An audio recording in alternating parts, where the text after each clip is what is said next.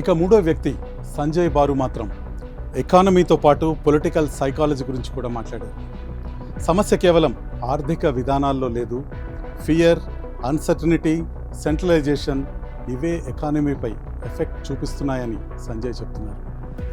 Demonetisation, sudden COVID lockdown, unexpected policy shock, high concentration లాంటివి business వర్గాల్లో ఎన్నడూ లేని భయాన్ని పెంచాయంటున్నారు. రేపు ఏ కొత్త నిర్ణయం వస్తుందో, ఏ రూల్ మారుతుందో, ఏ కంపెనీ టార్గెట్ అవుతుందో అన్న డైలమా ఉన్నప్పుడు ఎవరూ రిస్క్ తీసుకుని ఇన్వెస్ట్ చేయరని ఆయన చెప్తున్నారు. ఏదైనా నమ్మకం మీదే నడుస్తుంది.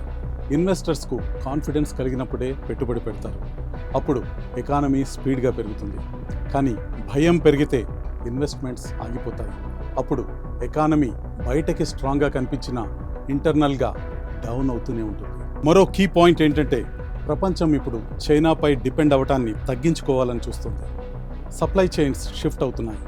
అన్ని దేశాలకు మరో మ్యానుఫ్యాక్చరింగ్ జైంట్ కావాలి. అలాంటప్పుడే అందరి చూపు ఇండియాపై పడింది. భారీ జనాభా, యువత ఎక్కువగా ఉండటం, పెద్ద మార్కెట్, జియోపొలిటికల్ ఇంపార్టెన్స్ అన్నీ మన దేశంలో ఉన్నాయి. ఈ అవకాశాలను ఇండియా యూజ్ చేసుకోలేకపోతుందని ఎకానమిస్ట్స్ భావిస్తున్నారు. ఎందుకంటే మ్యానుఫ్యాక్చరింగ్ ఆశించినంతగా పెరగలేదు, ఉద్యోగాలు భారీ స్థాయిలో రావటం లేదు. ఇవే మోదీ ప్రభుత్వాన్ని టెన్షన్ పెడుతున్నాయి. ఇదే ఇప్పుడు ద గ్రేటెస్ట్ పారాడాక్స్.